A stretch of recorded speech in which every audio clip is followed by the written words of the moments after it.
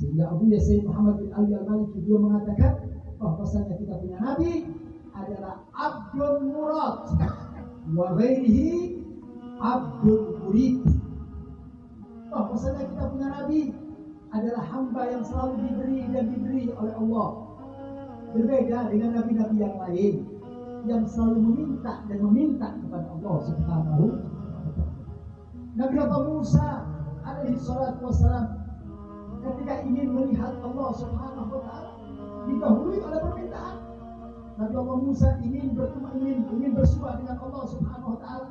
Nabi Allah Musa merasa tidak puas hanya bisa bicara dengan Allah. Nabi Allah Musa ingin bertemu dengan Allah Subhanahu wa ta'ala. Ketika Nabi Allah Musa minta kepada Allah, ya Allah, aku ingin bertemu dengan Engkau wahai Allah. Apa dijawab oleh Allah? Ya Musa, kalau engkau ingin melihat aku, memberi ilal jabal. Sebelum engkau melihat aku, lihatlah itu gunung. Fa in istaqarra makanahu fa sawfa tarani. Kalau engkau melihat gunung dan gunung itu tidak hancur, maka engkau akan bisa melihat aku wahai Musa. Apa yang terjadi ya ikhwan? Ketika Nabi Allah Musa memandang gunung, maka gunung itu menjadi hancur dan Nabi Allah Musa tersungkur pingsan, tidak mampu untuk menatap Allah Subhanahu wa ta'ala. Tapi Habibina Muhammad sallallahu alaihi wasallam tidak pernah meminta kepada Allah untuk bertemu dengan Allah. Dipanggil oleh Allah dalam sejarah Isra wal Mi'raj ketika Nabi kita Muhammad sallallahu alaihi wasallam. Bahkan Nabi Allah Musa alaihi salatu wasallam ketika ingin dialog dengan Allah di Tur Sina, ketika ingin bicara dengan Allah, ketika sampai di Tur Sina, apa kata Allah? Ya Musa, ikhla'na alaik fa innaka bil wadi muqaddas tuwa. Hai Musa, buka kau punya sandal karena kau berada di lembah yang suci, lembah yang akan menjadikan perantara untuk kamu berbicara dengan Allah Subhanahu wa ta'ala. Sandal Nabi Allah Musa disuruh buka, tapi ketika baginda Nabi Muhammad SAW sampai ke Sidratul Muntaha dan bertemu dengan Allah, Nabi ingin membuka sandalnya. Apa Allah katakan? Ya Muhammad, la takhla'na alaik. Jangan kau copot kau punya sandal ya Muhammad. Sehingga sandal Nabi menjadi makhluk yang paling mulia di muka bumi. Bukan sandal sembarang sandal. Sandal beliau adalah sandal yang sudah menginjakkan kakinya ke Sidratul Muntaha untuk bertemu dengan Allah Subhanahu wa ta'ala. Begitu luar biasanya makam kedudukan yang diberikan oleh Allah kepada kita punya Nabi. Kalau Allah saja tidak menginginkan Nabi sedih, kalau Allah saja tidak menginginkan Nabi susah, bagaimana dengan kita? Allah tidak rela buat Nabi susah. Allah tidak rela dia Nabi sedih. Allah tidak rela dia Nabi menangis. Enggak. Kenapa? Karena Nabi Muhammad adalah kekasihnya Allah Subhanahu wa ta'ala. Lantas bagaimana dengan kita ibadah Allah yang mengatakan cinta kepada Nabi, tapi kita sering bikin susah hati ini. Kita yang mengatakan umat berbeda Nabi sallallahu alaihi wasallam terkadang bikin Nabi nangis, terkadang bikin Nabi sedih. Yang katanya kita cinta sama Nabi, tapi berapa banyak kita punya perbuatan, kita punya amal, kita punya perilaku selalu dan selalu bikin susah Nabi Muhammad. Mana dasar cinta kita dengan Nabi Muhammad? Yang kalian mengatakan saya cinta dengan Rasulullah, saya mahabbah dengan Rasulullah, tapi berapa banyak perilaku kita, perbuatan kita, ucapan kita, sepak terjang kita bikin susah Nabi Muhammad, bikin sedih Nabi Muhammad, bikin menangis Nabi Muhammad. Apakah ini yang dikatakan Muhammad? Apakah ini yang dikatakan cinta dengan Nabi Muhammad? Kalau seorang ibu tidak rela melihat anaknya sedih, seorang suami tidak rela melihat istrinya sedih, tapi kenapa kita rela melihat Nabi Muhammad sedih? Karena ulah kita ibadah. Kenapa kita bikin susah Nabi Muhammad? Kenapa kita bikin sedih Nabi Muhammad dengan ucapan kita, dengan perilaku kita? Padahal kita punya Nabi yang begitu teramat sayang kepada kita, begitu teramat cinta kepada kita. Tidak terlintas satu hari yang dipikirkan oleh Habibina Muhammad adalah keselamatan umatnya kepada Allah. Berbicara tentang cinta, tak ada seorang Nabi yang mencintai umatnya melebihi Habibina Muhammad.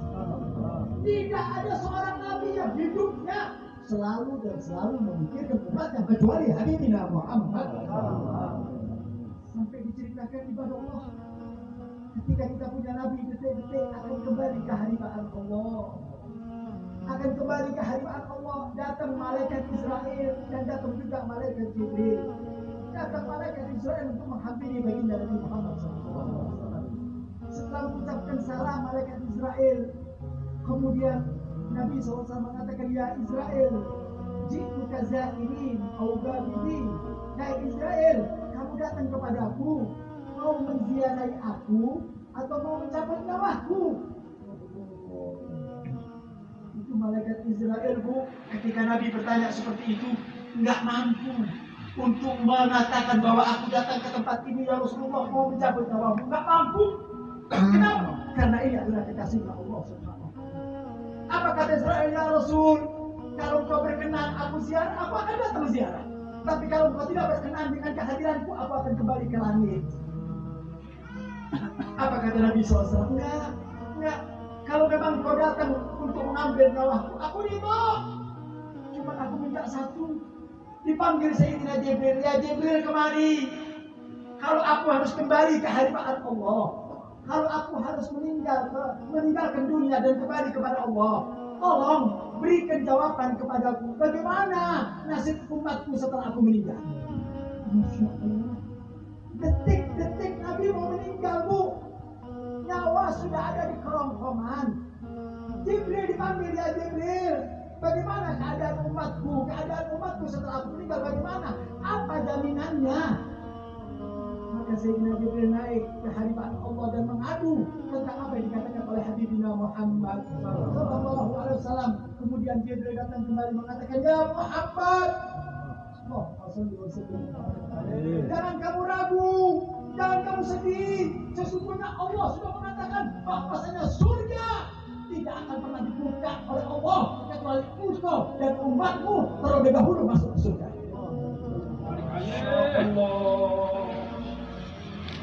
Ada kabar gembira dari Allah. Nabi mau meninggal susah mikirin umatnya. Takut ada umatnya yang masuk neraka, takut umatnya yang celaka. Sampai Nabi minta jaminan dari Allah. Minta jaminan. Setelah Allah mengatakan lewat malaikat Jibril, ya Jibril, katakan kepada Habibi Muhammad, katakan kepada kekasihku Muhammad, surga yang penuh dengan kenikmatan, yang penuh dengan keindahan, yang penuh dengan segala bentuk karunia Allah, tidak akan saya buka, kata Allah, kecuali engkau ya Muhammad dan umatnya masuk terlebih dahulu ke surganya Allah. Enggak, bukan nabi-nabi yang lain, bukan umat-umat yang lain, enggak. Allah katakan aku haramkan surga. Surga aku haramkan buat umat-umat yang lain sebelum umatmu ya Muhammad terlebih dahulu masuk surga Allah. Allahumma shalli wa sallim wa barik. Ini mahabbah ya Bapak. Berarti ini cinta. Ini mahabbah. Bagaimana kita punya nabi perjuangannya luar biasa. Orang ketika akan meninggal sudah tidak ingat apa-apa, Bu. Ketika roh ada di kerongkongan, manusia tidak bisa lagi berpikir tentang urusan dunia. Tapi Habibina Muhammad enggak, seakan-akan Nabi tidak rela meninggalkan dunia sebelum dia ada jaminan dari Allah bahwa umatnya akan selamat.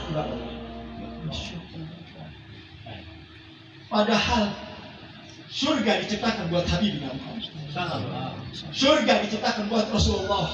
Kalau Rasulullah mau masuk selesai, masuklah Rasulullah ke surga Allah.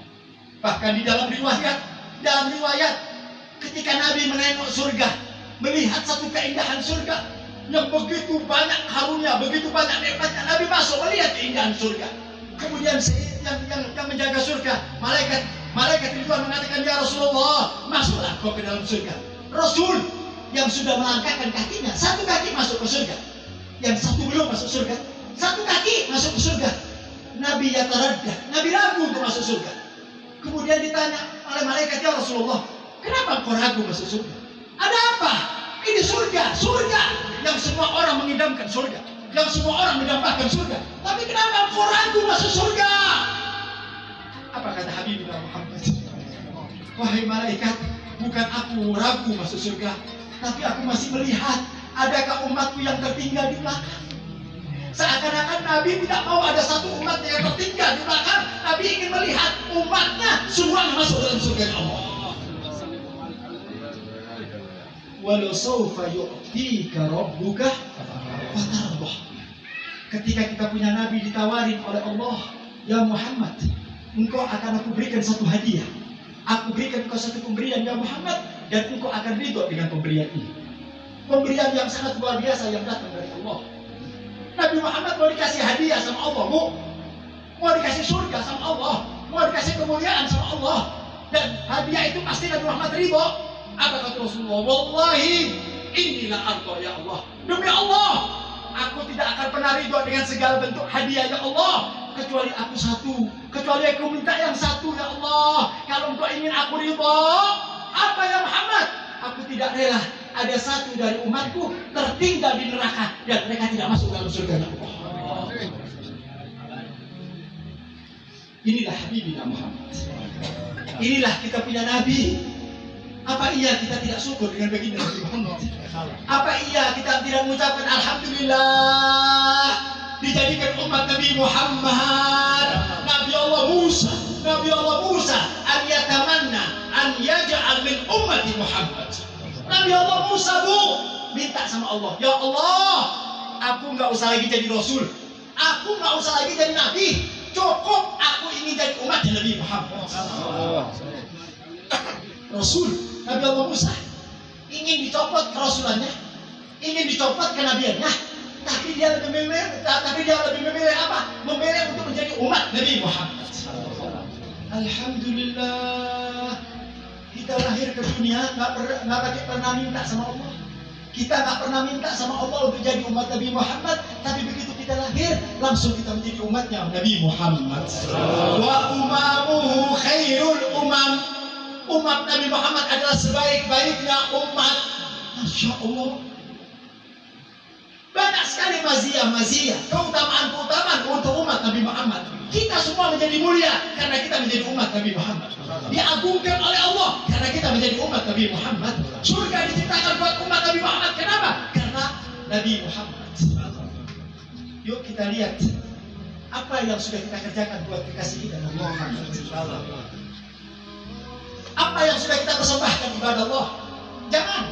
Jangan kalian bikin susah Nabi Muhammad. Jangan kalian bikin sedih Nabi Muhammad. Bahkan diceritakan ya Rab, diceritakan Nabi Muhammad di alam kubur, di barzah. Setiap hari Senin dan setiap hari Kamis Nabi Muhammad menerima laporan apa yang kalian lakukan. Setiap hari Senin, Pak, apa yang kalian lakukan dilaporkan oleh malaikat ke Rasulullah. Ya Rasulullah, fulan bin fulan melakukan seperti dilaporkan.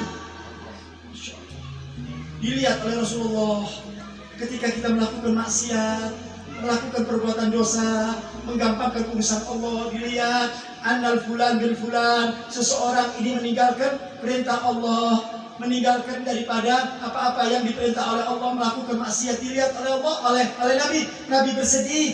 Kemudian Nabi mengangkat, ya Allah, ampuni umatku ini ya Allah. Masya Allah. Di kuburan masih mikirkan umatnya. Di kuburan masih mikirin kita. Orang tua kita gak mikirin kita Guru kita di alam kubur gak mikirin kita. Tapi Habibina Muhammad yang dikatakan hidupku hayati khairul lakum wa mamati khairul lakum. Hidupku baik buat kalian, mati.